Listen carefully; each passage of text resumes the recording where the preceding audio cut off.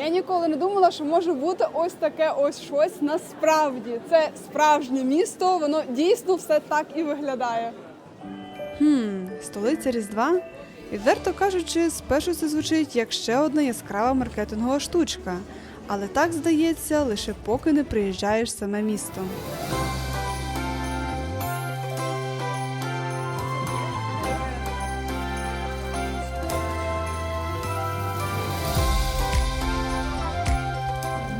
Просто ущипніть мене, а краще дайте чогось гаряченького.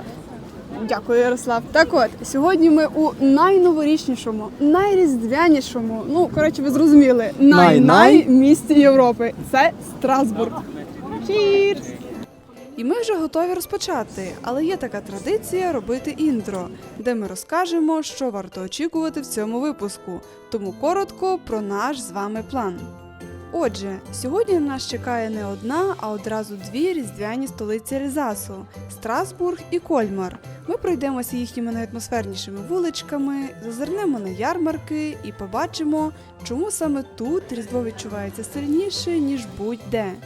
У Страсбурзі ми зайдемо в історичний центр, пройдемося під кілометрами гірлянд, побачимо легендарну ялинку на головній площі і покажемо, як виглядає місто, коли воно працює на святкових обертах.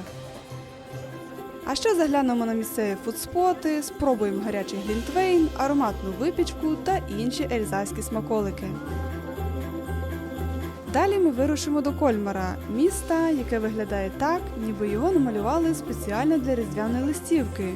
Тут ми погуляємо між дерев'яними будиночками, завітаємо на кілька ярмарків із зовсім різним вайбом і знайдемо ті місця, які найчастіше стають обкладинками зимових путівників. Ну а на завершення вирушимо на пошуки класичної зимової картинки. А де її віднайдемо, незабаром дізнаємось.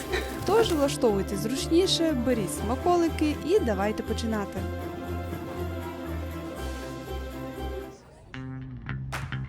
Ми приїхали вчора ввечері і зупинилися неподалік Страсбурга. Тому для початку давайте вам покажу взагалі наше житло і де ми зупинилися. Взагалі це більше схоже як музей, тут величезна кількість деталей і воно от все по сенсу. І таке відчуття, начебто ми поселилися в центрі самого старого Ельзасу. Коротше, це житло воно дуже затишне і коштує всього 180 євро за 2 ночі, тобто цілком ок. І тут, знаєте, от просто хочеться сісти і роздивлятися ці всі деталі. Але для початку, перед тим як дивитися на ці всі деталі, нам принесли сніданок.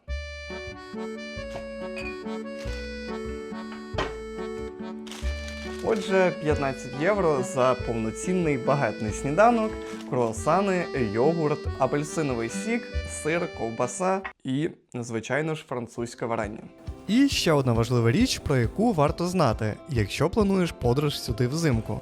У грудні житло в самому Страсбурзі коштує космічних грошей. І попри це його все одно розкуповують.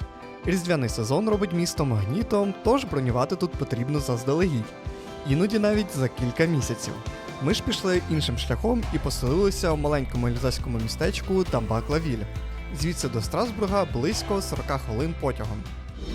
Проїхали кілька зупинок, пересадка, потяги зручні, все зрозуміло, загалом можна кататись.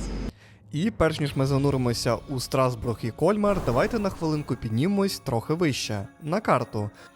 Бо обидва ці міста лише частина великої історії, яка називається Ельзас. Ельзас – це той регіон Франції, який постійно хочуть забрати собі. Історично він переходив від Франції до Німеччини стільки разів, що місцеві хроністи, мабуть, давно змирилися і просто додали для цього окрему колонку в таблиці. І саме через цю суміш культур регіон отримав свій унікальний вигляд. Німецькі будиночки, французькі вивіски і ідеальний порядок. Виноробні, які тут на кожному кроці. Ну а ще Ельзас – це серце різдвяної Європи. Тут почали робити різдвяні ярмарки ще задовго до того, як це стало трендом у інших країнах. Не дивно, що взимку Ельзас виглядає як казковий квартал. Будинки сяють гірляндами, а кожен намагається зробити свою оселю хоч трішки святковішу за сусідську.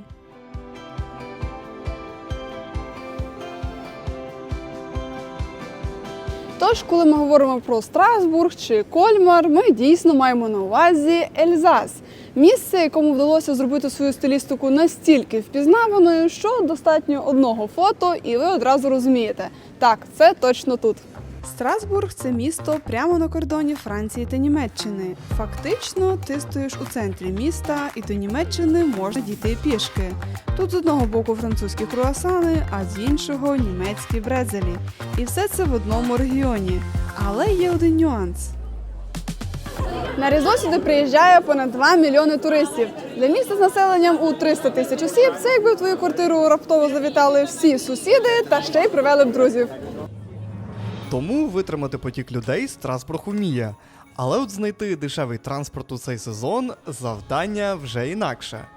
Авіаквитки на грудень тут часто коштують як пів Європи. Плюс вони розкуповуються заздалегідь. І ось у такі моменти починаєш шукати щось адекватне, щоб і нормально, і недорого, і без зайвого стресу.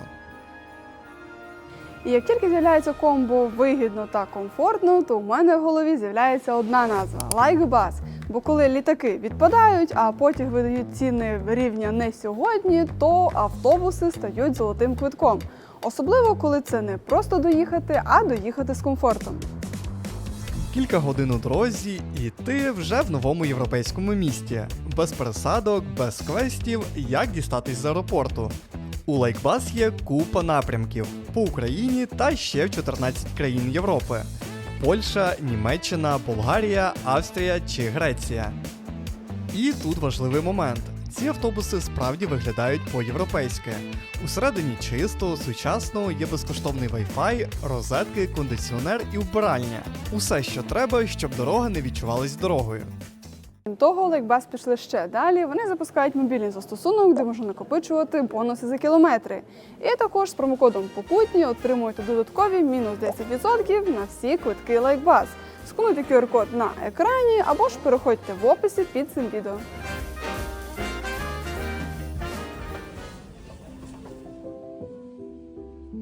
Страсбург – місто компактне й тихе, без зайвого шуму. Але перше, що помічаєш, це колір. Пастельні фасади, фахверкові будинки – усе дуже акуратне, наче намальоване. Люди тут ідуть по своїх справах, велосипеди спокійно проїжджають повз, а у вітринах хтось викладає випічку. Ти просто йдеш і думаєш, ну окей, непогано. А ще круто, що повсюди розташовані крамниці, ти заходиш і тут різне, просто різноманітне печиво, якісь смаколики. І, по-перше, вам точно буде що привезти рідним додому, а по-друге, це окреме задоволення просто приходити, це все розглядати. Воно все дуже красиве, дуже гарно пахне, тут ще й випічка. Це просто щось неймовірно атмосферне. І знаєте, взагалі відчуття такі, що не хочеться поспішати. Страсбург сам задає темп, повільніший за Париж, але з відчуттям, що ти десь у самому центрі Європи. Тут, звісно ж, є канали, мости, низенькі будиночки, наче нагадує деякі європейські столиці, але водночас абсолютно відмінне. Наприклад, тут є район Петтіт-Франс. Це той район, який усі фотографують. І так, він справді виглядає так само, як на картинках, без перебільшень. Але знаєте, фішка навіть не в тому, щоб щось конкретно побачити. Тут достатньо просто ходити вулицями. Вийшов до води, пройшовся вздовж будинків із квітами на кожному вікні, і цього вже достатньо. На перший погляд здається, що місто атмосферне та досить спокійне. Але не на Різдво. Коротше, взимку тут просто інший режим. Страсбурзькі різдвяні ярмарки великі, шумні, але при цьому атмосферні. Багато світла, багато ароматів, люди ходять з глінтвейном. І все це працює так природньо, просто як місто, яке звикло до свого свята. Але, звичайно, Страсбург смачний та красивий не лише на Різдво. Тому, перш ніж ми перейдемо до різдвяної атмосфери, давайте пройдемося по тих місцях, заради яких сюди варто приїжджати у будь-який сезон. Перше – це багет. Почнемо з очевидного, але важливого. У Страсбурзі варто просто зайти в найближчу пекарню або навіть у супермаркет і взяти багет. Не тому, що це якась традиція туристів, а тому, що він справді смачний. Теплий, хрусткий і простий, без зайвої магії. У маленьких французьких містах англійською часто не говорять, але в цьому є плюс. Ти отримаєш максимально місцевий досвід. Ти показуєш на багет, тобі його віддають і все. Мінімальний діалог, максимальний результат. І ви вже мене запитуєте, чи справді у Франції хліб найсмачніший. Так, але не тому, що Франція – це якась священна країна хліба. Просто вони роблять це давно, роблять регулярно і роблять добре. Інше борошно, інші техніки, інше ставлення до процесу. І ти це відчуваєш вже з першого укусу. Так, про багети поговорили, тепер друге – вулиці та архітектура. Це перше, що помічаєш, коли приїжджаєш в місто. Просто виходиш у центр і ловиш момент. Нічого особливого не відбувається, але виглядає все дуже правильно. Компактно, затишно, спокійно. Круто, що фасади всі такі унікальні, різні елементи декору, все світиться, все прикрашено, особливо ці великі ведмедики і подарункові пакунки. Це дуже красиво і взагалі кажуть, що Страсбург в цьому плані лідер. І не просто в Європі, а в усьому світі. Так, ті самі вулиці, які ви бачите на фото, справді виглядають так і в реальності, без жодних фільтрів. Будинки тут такі, ніби їх довго і терпляче складали по деталях. Фахверк, пастельні кольори, дерев'яні балки, але не в стилі туристичної декорації, а по-справжньому, бо люди тут так жили завжди.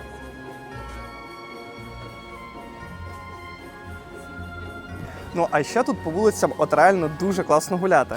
Тобто тут є тільки велосипеди, де-не-де їздять трамваї і реально широкі вулиці. Правда, під вечір людей стає настільки багато, що пересуватись треба взагалі дуже і дуже повільно. Страсбург має одну цікаву особливість. Весь його історичний центр – це справжній острів. Острів Іль. І коли ти вперше заходиш сюди, навіть не одразу розумієш, що переходиш річку. Місто виглядає настільки цілісним, що тільки через кілька хвилин усвідомлюєш. Ага, я зараз на острові в центрі міста.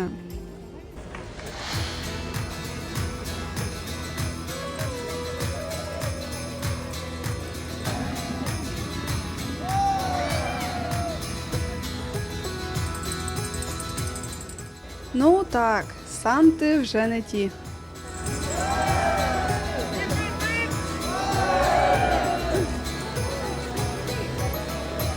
Тут майже немає машин, вони просто не мають права заїжджати в історичну частину.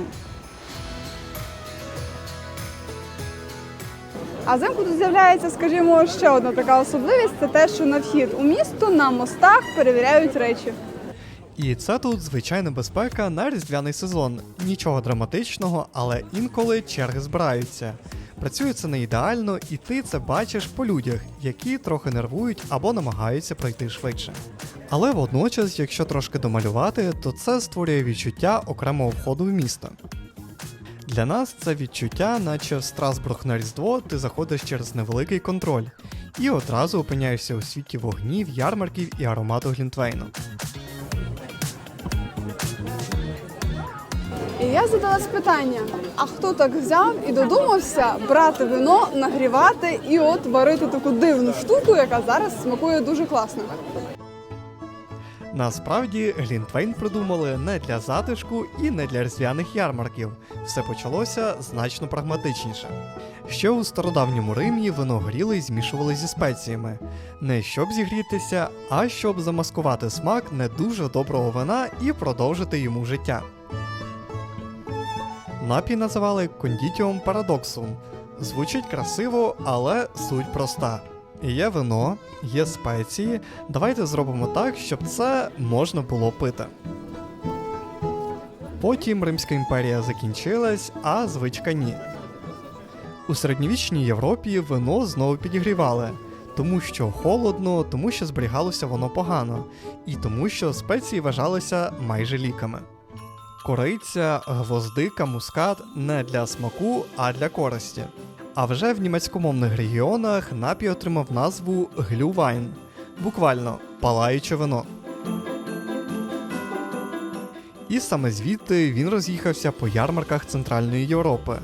Без рецепта, без стандартів. У кожному місті це свій варіант. Десь солодше, десь міцніше, десь з апельсином, десь без. І якщо хочеться трошки додати святкового настрою, то тут класно допомагає глінтвейн. Оце, до речі, особливий з клементином. Зараз спробуємо. Смачненько, дуже так цитрусово відчувається. Це краще, це твоє. І лише значно пізніше глінтвейн перестав бути способом вижити і став приводом зупинитися. От як зараз. Постояти на холоді з теплим стаканом у руках, не поспішати і просто відчувати, що зараз добре. Ну і звісно, є дві речі, які мені подобаються. Перше, це насичений смак глінтвейну. В нього смак такий дуже глибокий, дуже відчуваються спеції, тобто це не просто нагріте вино, воно в міру солодке і дуже пряне. Друга фішка, яка мені подобається, що от реально з кожним ковтком настрій новорічний стає все краще, ти все краще чуєш цю музику, ти просто занурюєшся в цю різдвяну атмосферу і реально отримуєш задоволення. Тож, а наступний ковток, щоб ще настрій був краще. Цікаво, що до вартості напою додають 1 євро за стакан. І, звісно, є лайфхак, як повернути свої 2 євро за стаканчики. Тобто, після того, як ви випили глінтвейн, ви їх можете повернути. I would like. Як ми вже говорили, Страсбург часто називають різдвяною столицею Європи. І коли гуляєш центром у грудні, це здається перебільшенням тільки до того моменту, поки не дізнаєшся, що тут усе почалося дуже і дуже давно.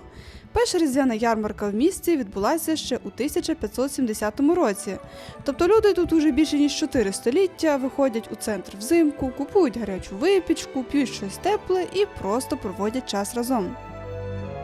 Але якщо чесно, у грудні здається, що весь Страсбург – це одна велика ярмарка. От просто заходиш в якийсь рандомний провулок, а там дерев'яні будинки, аромат кориці, гарячого вина, вогники кругом. Коротше кажучи, справжня казка. І ти вже не можеш сказати, де ярмарок починається і де він закінчується. По всьому місту щось випікають, смажать та наливають. Так, це місто має дійсно свою особливу атмосферу, але є дещо, що об'єднує всі наші мандрівки. І це дещо – це страхування на Hotline Finance, адже де б ми не були, страховка має бути. У мене в застосунку ціла купа страховок. Це і автоцивілка, і зелена картка, і туристичне страхування для себе. До речі, зелену картку взяли на рік, бо порахували, що для нас так навіть вигідніше. Вигідно у будь-якому випадку, якщо скористатись промокодом «Покутні», адже він дає мінус 10% на ваші страховки на Hotline Finance. І хоч до ярмарків аж 13, їх об'єднує дещо спільне. Вони, м'яко кажучи, всі про їжу. Якщо ви хоч раз гортали списки найкращих різдвяних ярмарків Європи, то Страсбург там точно бачили. Інколи навіть кілька разів. І нам стало цікаво, чи це все виправдано. Тож ми поставили собі просту задачу – обійти всі 13 ярмарків і чесно відповісти, чи варто їхати у Страсбург на Різдво. Спойлер – варто. Так от, Страсбург стоїть на кордоні французької та німецької кухні, тому меню на ярмарках – це мікс двох культур.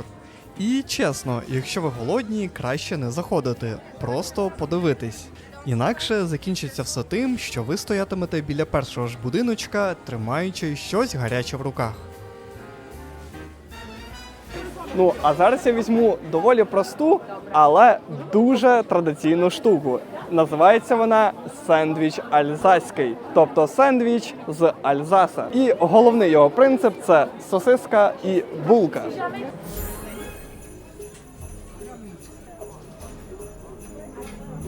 Сендвіч альзаський. Тут всього 4 інгредієнти.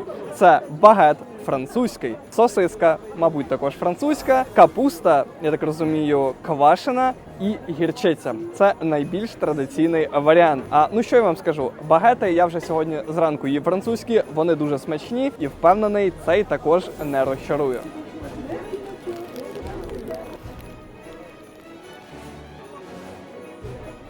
Як я і казав, багет бездоганний, він дуже відчувається такий масляний, дуже свіжий, м'який і, звичайно ж, сосиска. Вона не перевершена, але була трішки загаряча. І, звичайно ж, в кінці відчувається гірчиця. Ну, це дуже смачно, пікантно і впевнений, що ситно.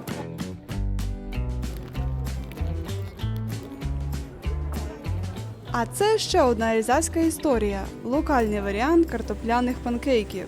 Сама ідея смажена картопляна маса не унікальна. Таке є і у нашій кухні. Але кажуть, що тут вони особливі. Давайте пробувати. Отже, це, скажімо, страсбурзькі деруни. Вони виглядають дуже хрусткими. Тут їх подають із своїм фірменним місцевим сиром Мюнстером. І це дуже смачно. Мюнстер – це місцевий сир. Дуже ароматний, навіть різкий. І саме в гарячих стравах він смакує інакше. Стає м'якшим, не таким агресивним і дуже влучно доповнює смак.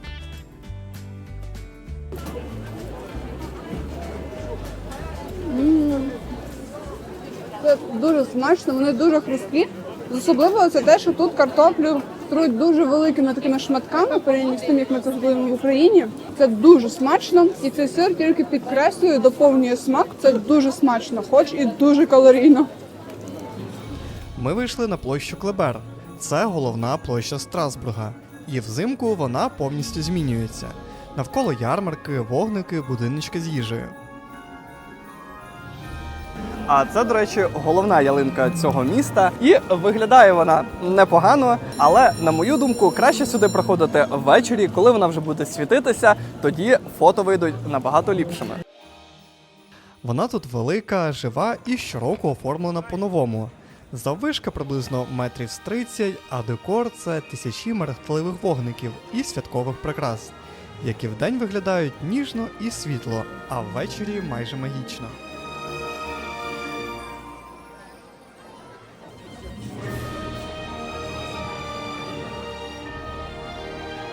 А навколо ярмаркові будиночки, дитячі активності і багатько людей, які прийшли на це все подивитись. І що цікаво, ялинку тут можна придбати прямо в центрі міста, причому всього від 15 євро за ось таку зелену красуню.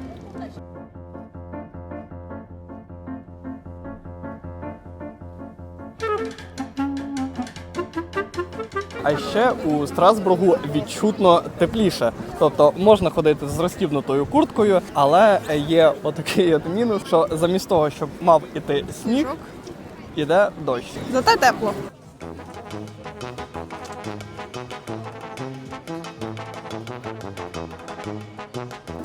Ну і звісно ж, ярмарки тут розташовані буквально по всьому місту, тому я впевнений, куди б ви не йшли, смачненького тут можна поїсти кругом.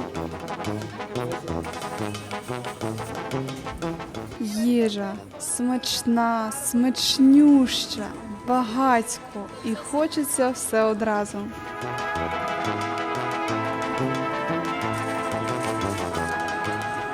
Ще, на нашу думку, в Страсбургу треба їсти на вулиці, Багато на їсти. ярмарках.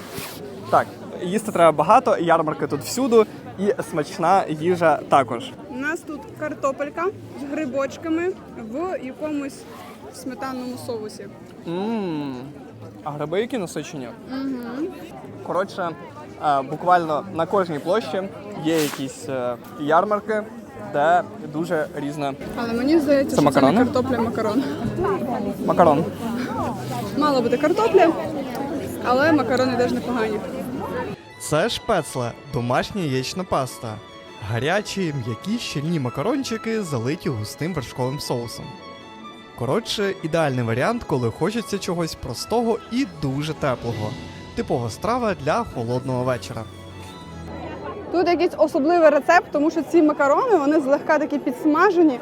За рахунок цього вони і достатньо соковиті, тому що соус дуже смачний, але при цьому злегка й підсмажені. Коротше, це дуже смачно.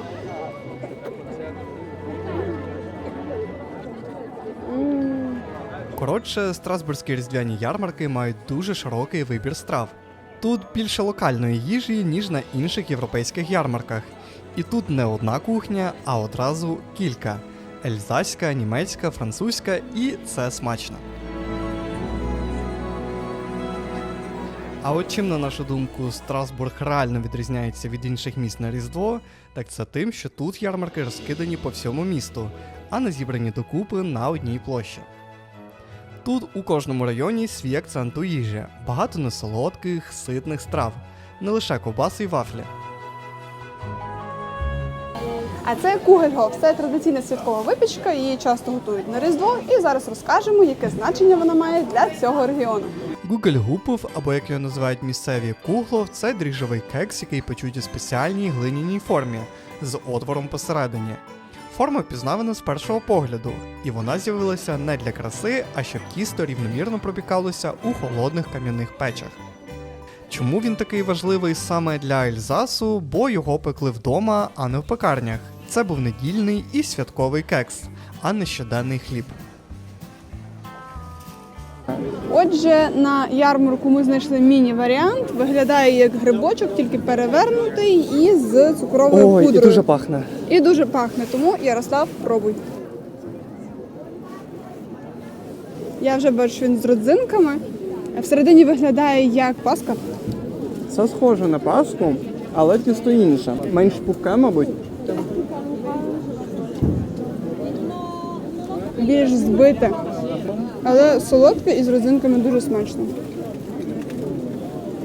Коротше, все, що ми тут робимо, це їмо. Взяли ще ось печиво кокосового. Але це смачно. Впевнено, з кавою взагалі зайшло.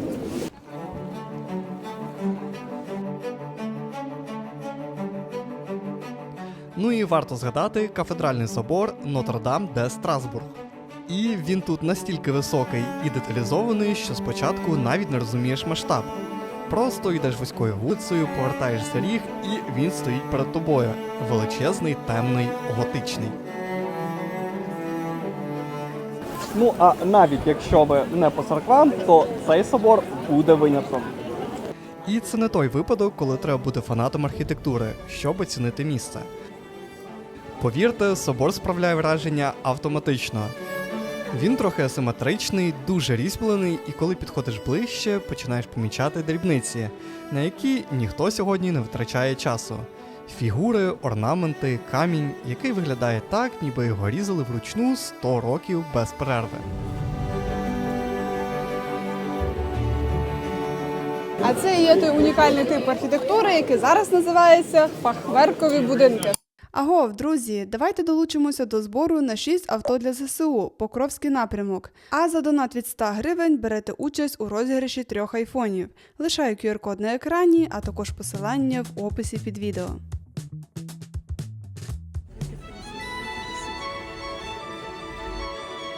А щоб ще більше насолодитися цим фахверковим та ельзаським вайбом, їдемо в ще кілька місць з суперріздвяною атмосферою.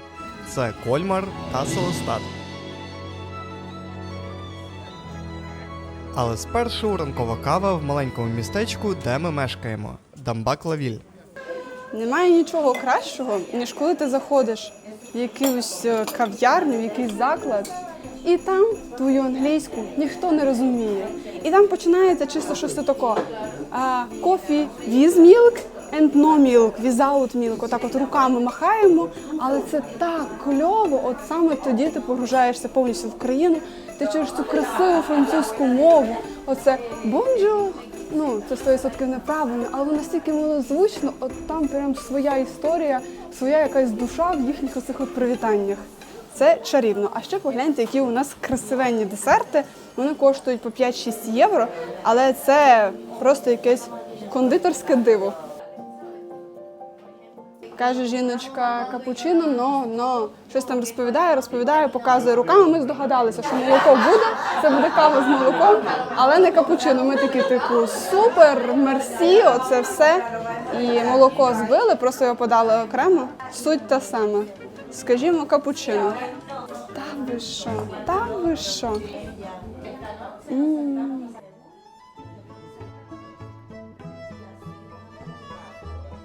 Я взагалі люблю десерти з великою кількістю фруктів або ягід. І ось цей десерт, який повністю вкритий малиною, просто не міг не привернути мою увагу. Малина свіженька, дуже смачна. Внизу у нас іде основа типу як з печива і крем, дуже схожий на заварний крем із шматочками. Друже, якщо ще не підписаний, то зараз саме час. Підпишись і нові випуски з'являтимуться частіше. Реально, підпишись та постав палець догори. Це допоможе росту каналу та зробить нас щасливішими. Пісташок. Це дуже смачно. Неймовірно такий свіженький. Відчуття, що готували сьогодні вночі.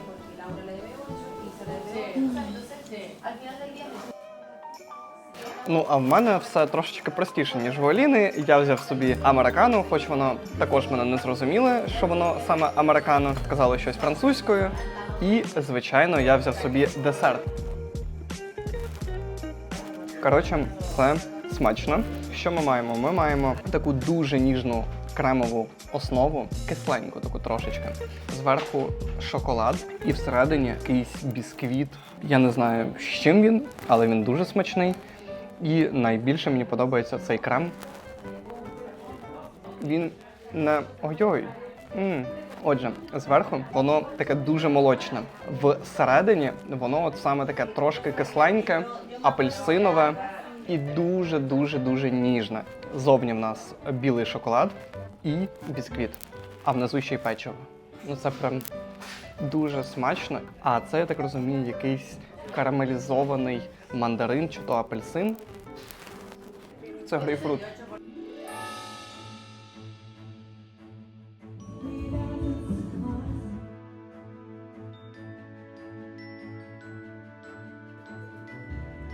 А ми, до речі, приїхали до Селестату. Це містечко, яке знаходиться приблизно в 45 хвилинах від Страсбурга. Тут набагато менше людей, воно вже таке більше як для своїх, немає величезної кількості натовпів, але атмосфера, я б сказав, що навіть більш різдвяна. Тут реально багато декорацій, але все одно от відчуття, що на квадратний метр їх тут значно більше.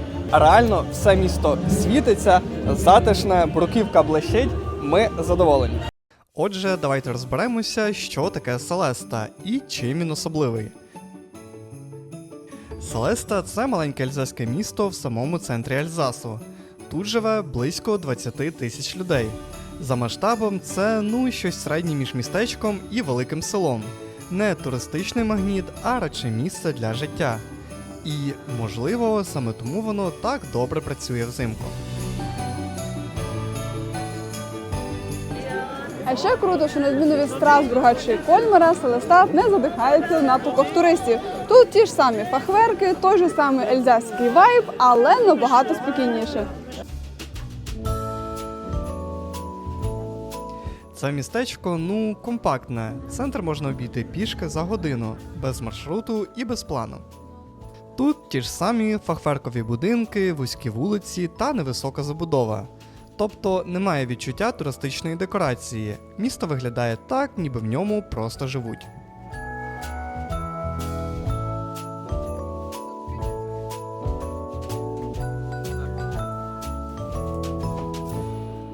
А ще це місце, де винайшли публічні бібліотеки. От серйозно, Селестат – це батьківщина публічних бібліотек. У середньовіччі Селеста була важливим торговим і освітнім центром. Тут працювали школи та друкарні, і саме тому тут з'явилася ідея публічної бібліотеки, бо знання тут завжди були частиною звичайного життя.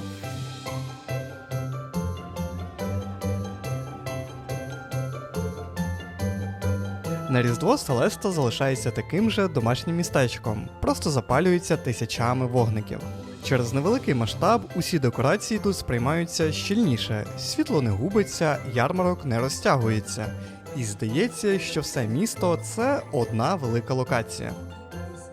Ну і, звісно, тут голодним лишитися теж дуже непросто.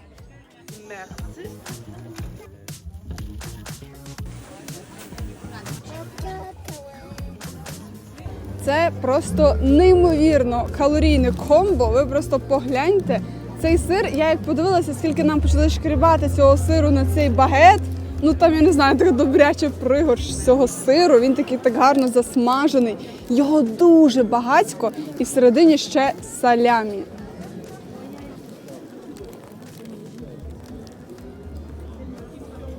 Це дуже смачно, це щось схоже до сирної піци, коли є основа і дуже багато різного сиру. Оце щось схоже, ну дуже смачно.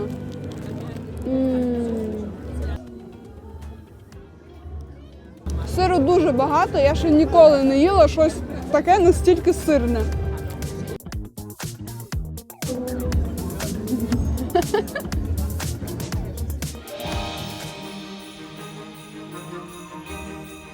Далі Кольмар. Після Страсбурга і Селестата Кольмар відчувається по-іншому.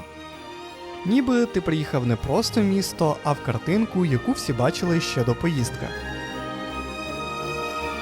Мені здається, що тут трошки більше фахверкових фасадів і місто відчувається якимось теплішим і, можливо, навіть трошки колоритнішим.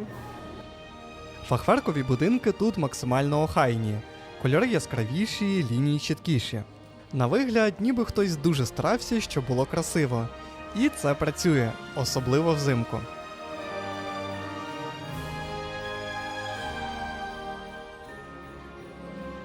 Я б сказала, що Кольмар – це щось посередині між Страсбургом і Селестатом, тому що Кольмар він менший, ніж Страсбург, він більш затишний, більш спокійний, але дещо живіший, ніж Селестат, тут більше ярмарків, більше атмосфери, ну і подекуди більше людей.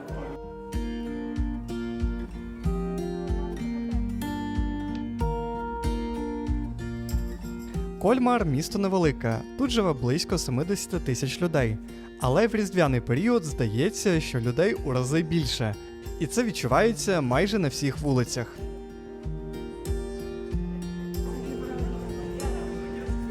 Ну а тепер стосовно того, як взагалі пересуватися цими красивими різдвяними містами. Насправді все дуже і дуже просто. Ви просто побачили гарну вулицю і все, ідете туди. Тобто жодних маршрутів не потрібно, очі самі будують маршрут, в залежності від того, що ви бачите. У Кольмарі дуже помітно, скільки уваги тут приділяють декору. Не загальному світлу, а деталям. Прикрашені вікна, фігурки на фасадах, гірлянди, які не просто висять, а підкреслюють архітектуру. Тут кожен будинок виглядає, ніби це якась особлива будівля в місті. І так, сюди реально їдуть за фото. За тими самими ідеальними різдвяними знімками, щоб у кадрі було світло, колір і той самий фахверк. Безперечно, Кольмар реально дуже і дуже красивий. Але якщо ви хочете зробити листівкове фото, то вам треба буде ще постаратися. Особливо, якщо ви на вихідних, тому що іноді натовпів просто капець як багато. Тому тут багато людей з камерами, багато зупинок посеред вулиці і багато моментів, коли ти просто чекаєш, поки хтось зробить свій ідеальний кадр. Але водночас це одне з тих місць, де важко сказати, що це занадто, бо все справді зроблено дуже акуратно та дуже красиво. А ще так цікаво, що от кожна вулиця, вона по-своєму пахне, тому що на одній вулиці можна відчути аромат штруделя, якоїсь випічки. Цинабончиків. О, це взагалі. Або ж можна відчути аромат глінтвейну. І він тут місцями такий насичений, що не купити просто нереально. Різдвяні ярмарки в Кольмарі розкидані по всьому центру. Кілька площ, кілька маленьких світів із своїми тематиками, своїм декором, музикою і їжею.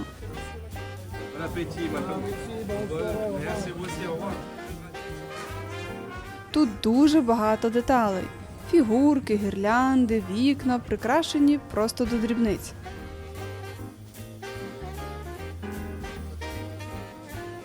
Хоч місто реально невелике, але тут аж 6 різдвяних ярмарків. Один біля собору, один ось тут, і ще нам треба знайти 4.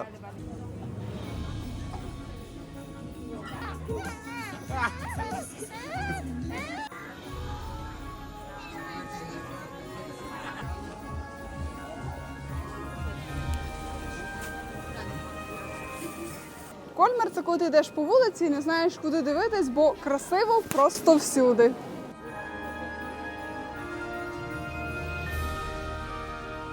Але важливий нюанс. Кольмар – це не про тишу. Це місто, яке приймає майже всю кількість туристів, що і Страсбург. Але тут дійсно красиво. Дуже красиво.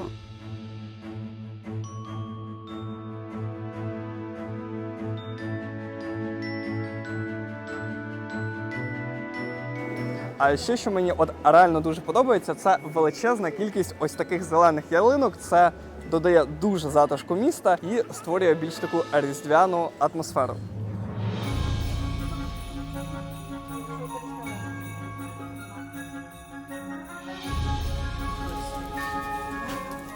Ну, продуктові корзини вже не ті, але, чесно кажучи, ще печива не вистачає. Тому давайте дивитись. Тут просто очі розбігаються від різноманітності печива. От дивіться, є нормальні люди, ну там взяли якісь печеньки та і все. А є ми. Так, Різдво таки бути, це, мабуть, мій найбільший чек за все моє життя на Різдво, але виглядає все дуже і дуже по-святковому.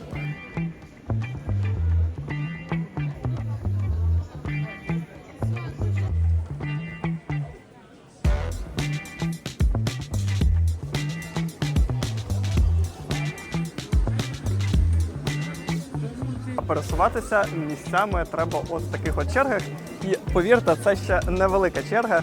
Іноді в Страсбургу в мене один перехід з одного берега міста на інший займав приблизно 5 хвилин. Там ми йшли дуже повільно.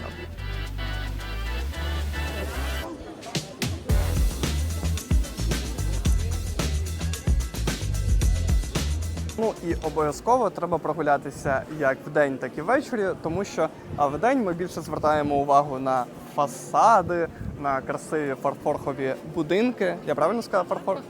Фахверкові. Ну, коротше. А ввечері ми вже більше звертаємо увагу на гірлянди. Їх, повірте, тут дуже багато. Ввечері Кольмар дійсно добряче змінюється.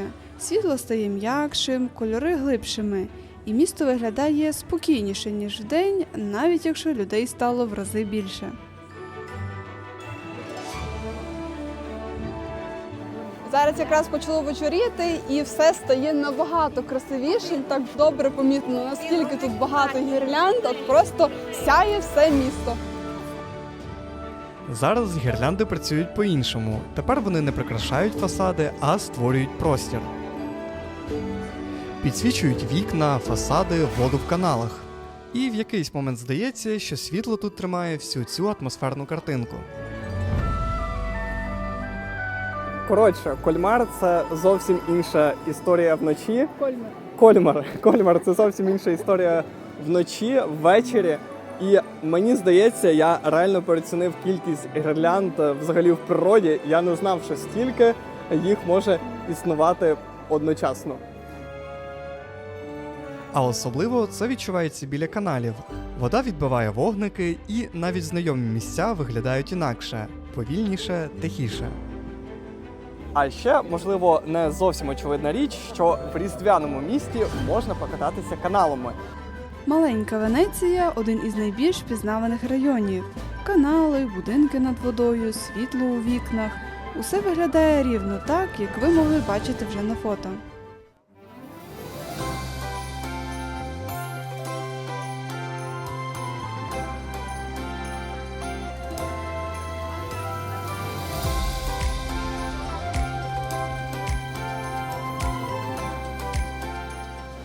Ми в касті, просто погляньте.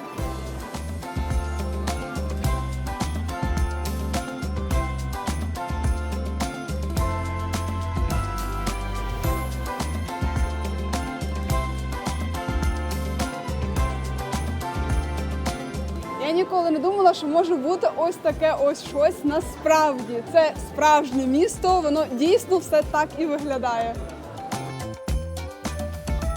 Відверто кажучи, для мене це виглядає як з дитячої книги казок.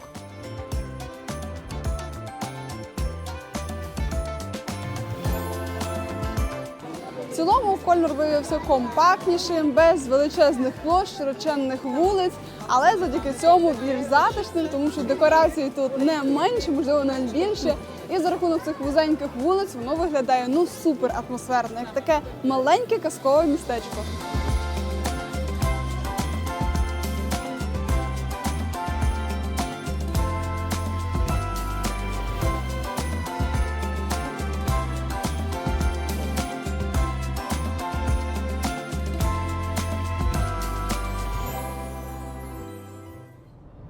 От начебто різдвяна атмосфера і, все супер, але знаєте, от чогось не вистачає. І звісно ж, це снігу.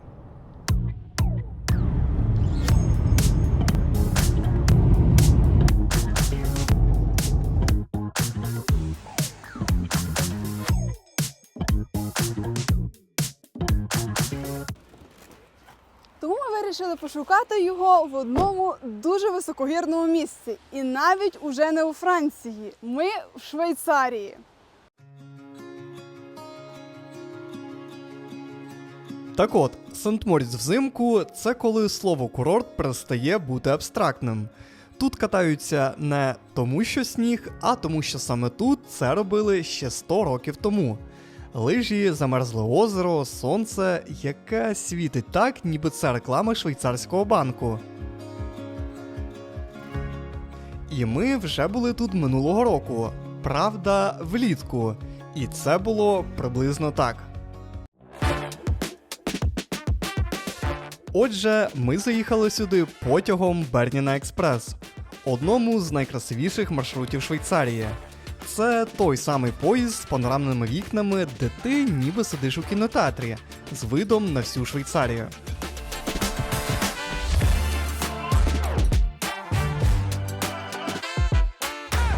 Ну а за дорогу він проходить 55 тунелів і переїжджає 196 мостів. Так, я теж спочатку подумав, що це перебір, але це офіційні цифри.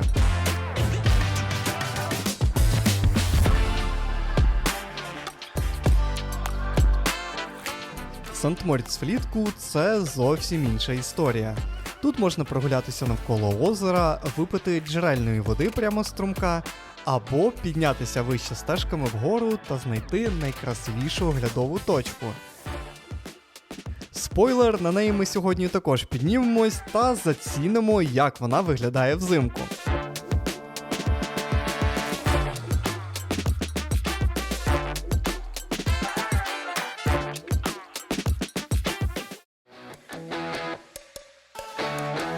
А зараз перше, що бачиш, це засніжені схили, які виглядають так, ніби їх хтось вручну вирівнював для туристичних буклетів. Потім замерзле озеро, майже замерзле, і головне – контраст. Вчора ми шукали зимову атмосферу серед вуличних ярмарків, сьогодні вона сама знайшла нас. І одразу на повну потужність.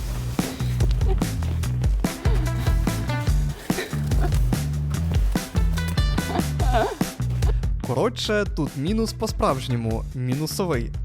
Повітря сухе, свіже, і це той самий момент, коли вдихаєш і ніби повертаєшся у дитинство. Коли взимку ще були зими.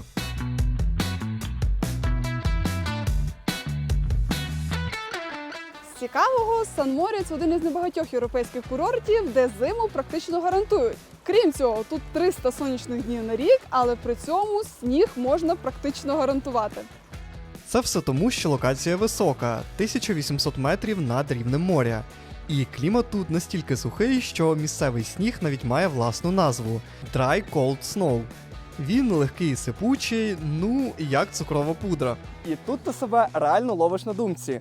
Ось вона, справжня зима. І взагалі в Швейцарії все ідеально в будь-яку пору року. Тобто влітку ідеальні газони, а взимку сніг і сонце. Крейзі.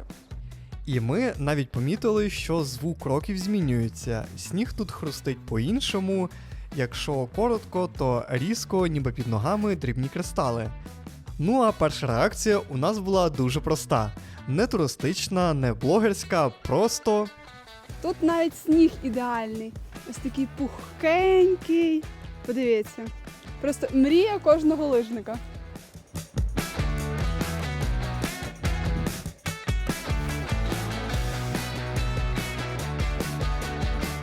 Взагалі, Сан-Моріц – це один із найстаріших і найвідоміших гірськолижних курортів у світі. Тут починали кататися ще тоді, коли лижі виглядали як дві дошки просто з ремінцями.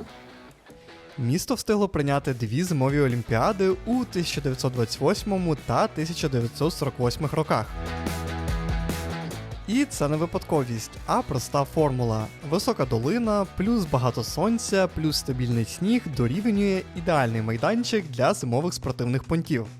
А ось вам ще один факт. Саме в Сент-Моріці започаткували легендарний термін «зимовий туризм». Тут він народився і розійшовся по світу. Ну а зовні це компактне альпійське містечко, яке виглядає так, ніби воно вже давно запатентувало власний стиль життя.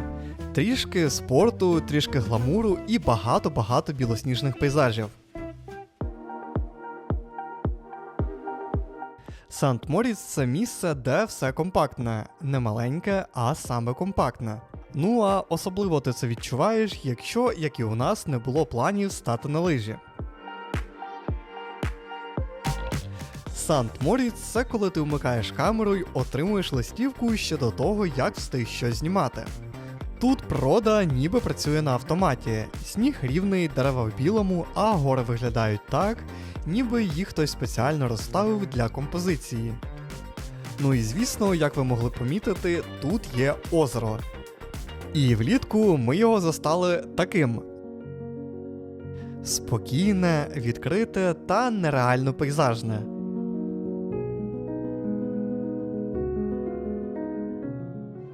А взимку все змінюється. Озеро часто повністю замерзає і просто на кризі проходять кінні перегони.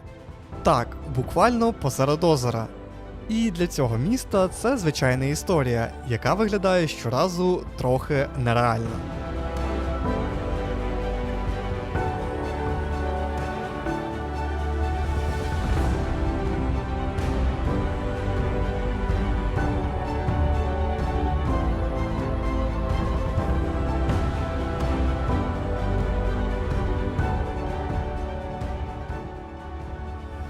І найцікавіше тут світло.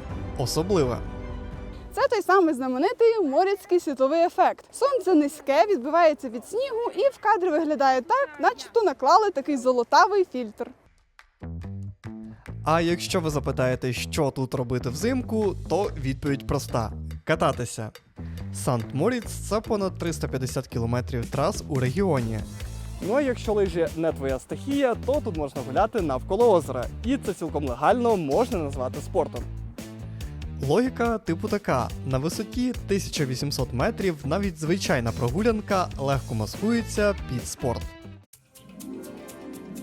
Слухайте, ледь не забув, є ще одна історія про Сант-Моріц, яку тут розповідають усім новачкам. Вона коротка, але настільки кінематографічна, що хочеться знімати її окремим фільмом.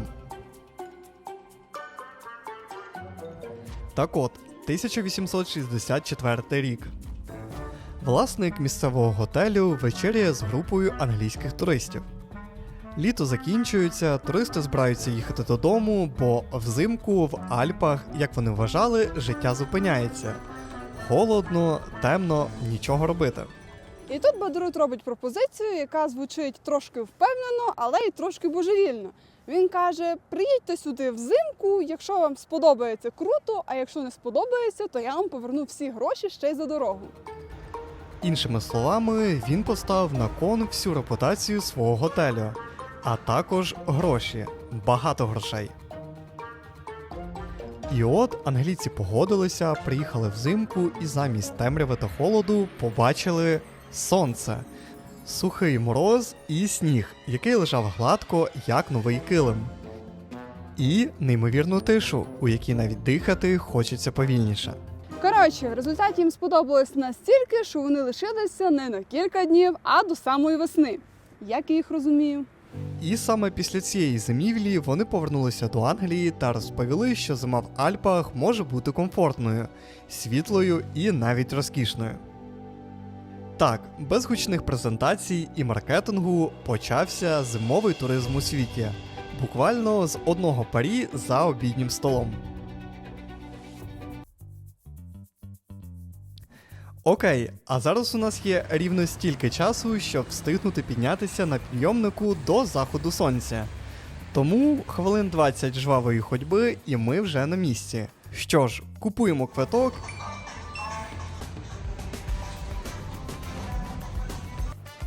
І ми подумали, як це буде тут і не піднятися нагору. Тож наш перший підйомник в цьому сезоні. Ходімо. Вау! І перше, що хочеться сказати, що кабіна тут просто гігантська. Це, мабуть, найбільша кабіна, в якій ми взагалі їздили. Вона метрів 15 в довжину і метрів 4 в ширину взагалі. Капець. Ну, метрів 8.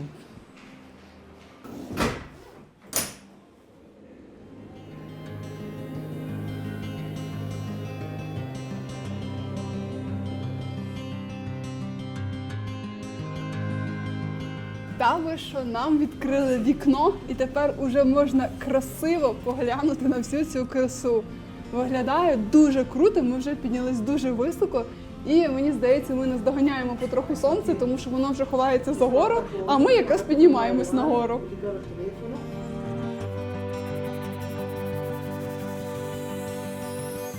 Ну, звідси видно, що Сан-Моріс взагалі не маленький, а озеро гігантське. Навіть там, будучи біля нього, так не здавалося, що воно настільки величезне.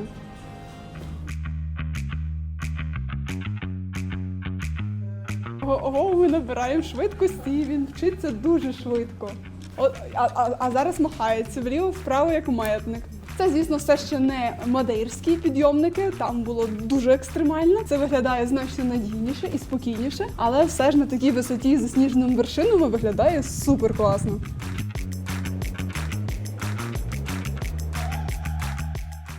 Блін, насправді ми приїхали якось занадто швидко, я подивився вліво, подивився вправо і ми на горі. Але подивіться, ми на горі і які взагалі тут види. З однієї сторони озеро від Сант-Моріц, справа видно ще одне озеро і гори. І вони, знаєте, настільки близько, аж трохи голова прямо паморочиться. Ну, якимось чином Сан-Моріцу вдалося виграти оцей джекпот у вигляді 300 сонячних днів на рік, але світловий день, на жаль, вони не виграли, і вечір тут настає так само рано взимку, як і, в принципі, по Європі. Ну, нічого, буде насолоджуватися вечорами також. І повірте, тут є на що залипнути.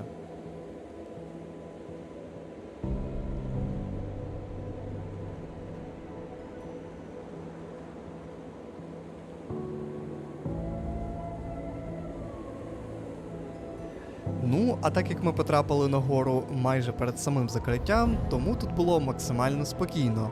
Без натовпів, без шуму. І ми вирішили відійти трохи далі, майже до нашого місця сили, яке знайшли ще влітку.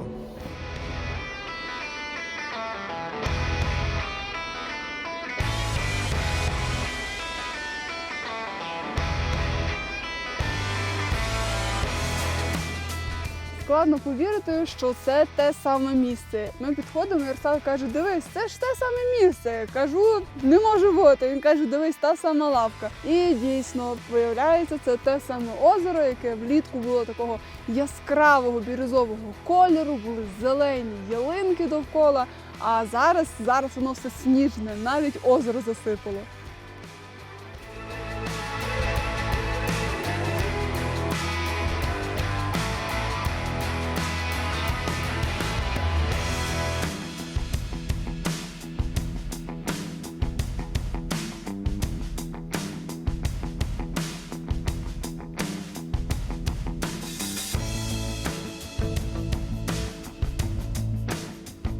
Коротше, взимку тут абсолютно інший вайб, такий зимовий, справжній. Влітку, як сказала Аліна, тут дуже також приємно, зелені газони, там навіть корови паслися. Так, було таке. Я б сказав, що це таке дуже гарне романтичне місце, щоб і взимку, і влітку тут насолоджуватися краєвидом. Дивовижно, але Швейцарія красива завжди. А особливо мені подобається ось ця картина, тобто засніжена гора, а позаду рожеве небо. Це просто якийсь ідеальний момент, який обов'язково треба спіймати. Ну дуже красиво. Ага, а це ми біжимо назад до підйомнику, бо, як ви зрозуміли, дуже захопились краєвидами. Коротше, нам донизу.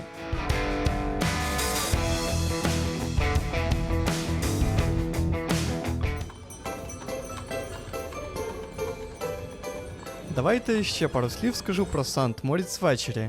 Різдво тут виглядає дуже швейцарським.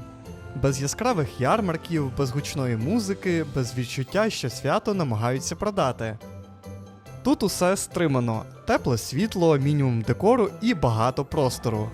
А ще тут немає натовпів, це не різдвяний ярмарок у Страсбурзі і не хаос у Празі.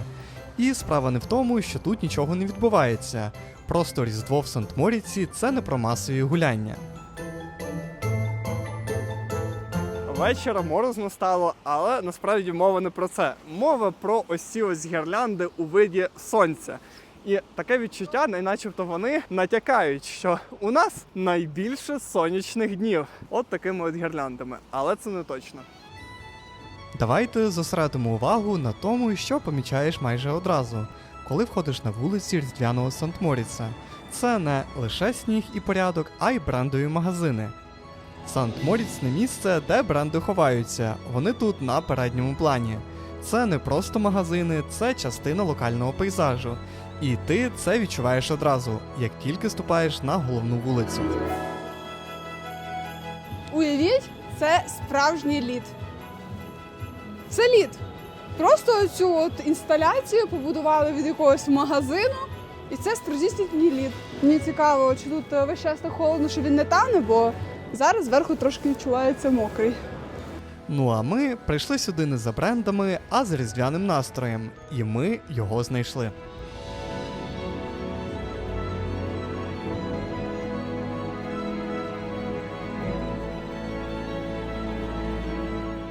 Ну ось ця вулиця тут просто найкрасивіша і не просто так, а тому що тут розмістилися кілька готелів, де лишаються, скажімо, найповажніші гості міста.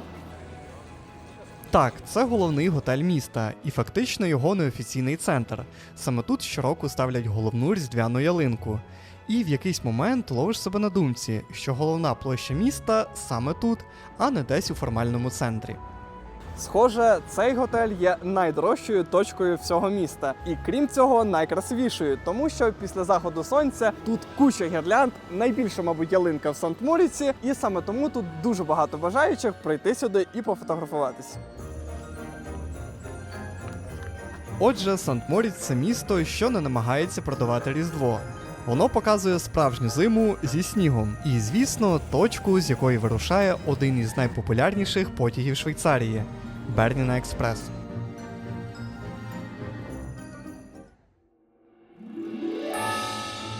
А так як у нас новорічний випуск, то маємо до вас питання. Просте питання, що таке Новий рік? І, здається, відповідь очевидна. Ялинка, гірлянди, мандарини, салати, фільми, які ми вже бачили разів по 10. Але якщо трохи зупинитись, стає зрозуміло, це не про дату в календарі. Новий рік – це коли місто ввечері світиться трохи світліше, ніж зазвичай. Коли вікна будинків перетворюються на маленькі сцени життя. Хтось накриває стіл, хтось сміється, а хтось просто мовчки дивиться у вікно і думає про щось своє. Ми вже довели, що здатні вистояти там, де інші країни давно б здалися. Здатні зберігати гумор, людяність і навіть робити меми в моменти, коли, здається, світ тріщить по швах. Ми хочемо побажати вам в новому році не обов'язково великих звершень, а відчуттів. Відчуття дому, навіть якщо ви далеко. Відчуття спокою, навіть якщо навколо хаос. Відчуття цікавості до життя, як у дитини, яка тільки-но вийшла на засніжену вулицю.